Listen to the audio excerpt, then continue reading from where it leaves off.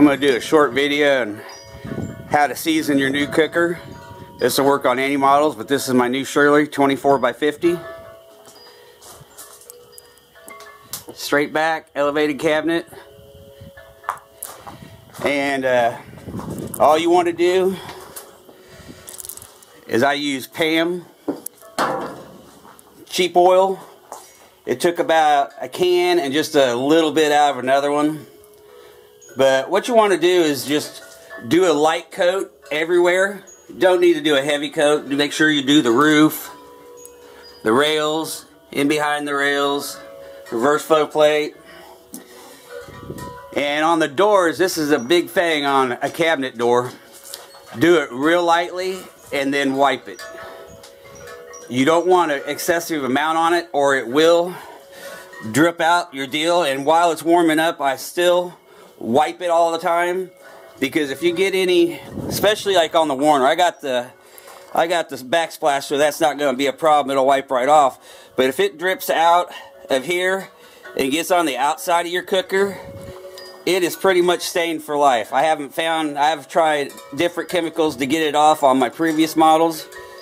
But just make sure, like I said, when you spray it on the doors only, just wipe it off. I just used an old towel and just kind of smooth it out. And then while it's warming up and stuff, I'm going to come back along here and make sure it doesn't bake into the outside. This is the warmer. Like I said, light spray everything. Only thing I don't do is don't do the firebox. It's just going to burn off instantly. It's, you know, it's just a waste of time. And all my grates, I put cardboard down because it kind of makes a mess and I don't want my dogs licking or eating gravel or anything like that. But just make sure you do both sides of the grates, hit every nook and cranny. I do probably the grates, I put a little bit of heavier coat. Just make sure I get, all those diamond plates in there. And I even did my grill for my warmer too. But like I said, just light coat everything real good. And get this beast fired up. You also don't want to get the smoker real hot. For about 4 hours, I'm going to run it around 225, 250. And then in the last 2 hours, I'll probably bump it up to 300. Kind of need to cure the paint. I usually start off with a lot more splits in there to start it up. But what I want to do is I want to bring it up to temp slowly and then let it steady out.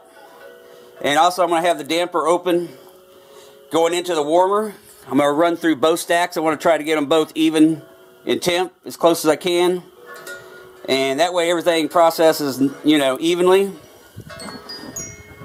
And I don't believe in charcoal either. I use little tiny splits. It's just a waste of money. People can do it. I'm not telling you not to. It's just, I guess I'm a cheapskate. But these little splits will light up pretty quick in less than a minute. And I found using the blowtorch like this is the easiest way to do it.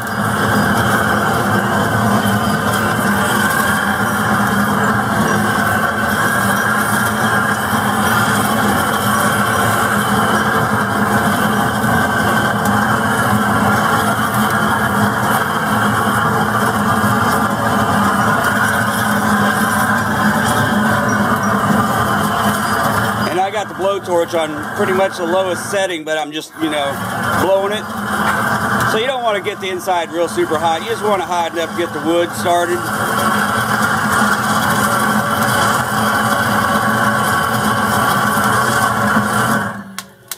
And that's about it. I'll let it sit there with the firebox door open for a few minutes. Let it breathe a little bit and catch.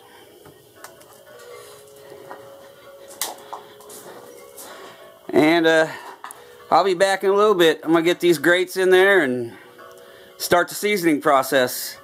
And one other thing I'll mention, you want to do the inside of a cooker like you're going to do a cast iron skillet. You want to, once I get done and the temp is all up and I raise it to 300, 325 degrees, I want to keep that cooker shut up, and I'm going to let it cool down just like a cast iron skillet you'd do in your oven. It's the same process, you're just doing it outside. Some people throw food on, that's fine, I don't. Sometimes I season my cooker twice before I even use it. I might just do once this time, you know. And then when I go to do a cook after it's seasoned, just spray the grates real lightly with cooking spray. I mean, it just helps on the cleanup when you know, once you're done cooking, those grates will scrape easily. Once you got a good seasoned grate and a light coat of oil, it's just like you're keeping your smoker up. You ain't got to do it real heavy, just a super light coat. But I'm going to get off here and I'll be back in a little bit and get these grates in. Here it is, 3 hours in. Run to side, it's pretty close. Just a few degrees off. See how it's coming along. It's all turning black. You see the back walls. The grates won't turn completely black if you start cooking on them or do this for several times. But it's starting to, it's still a little oily. But that also changed too and ramp it up a little bit to 300. Show you the fire I got going for going 225. Good coal base going in there. Splits light up instantly. And that little fire is running 225. Add one more stick, keep 3 of them going. I'll be right at 250, 275. And those are about pop size can splits.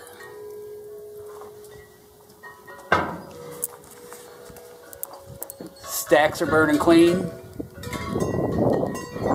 Can't see any smoke at all. And it's a real windy day, a windy, cold day. But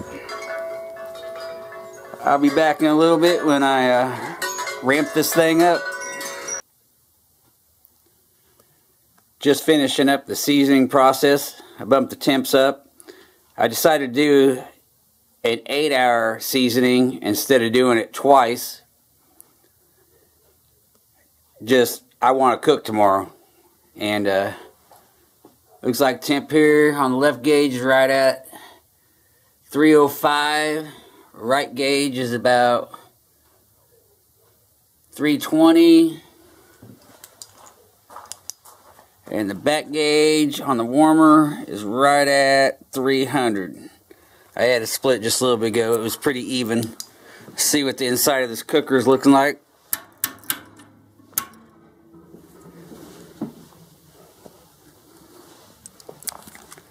Sorry for the lighting. You have to use a flashlight.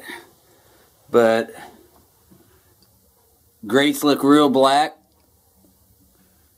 The diamond plate, or not the diamond plate, but the mesh, it's coming along good. And like I said, it'll change a lot overnight. Once it comes down from the heat and you let it cool on its own, it's just like cast iron skillet. You get it real hot, let it come down the temp all the way down to 0.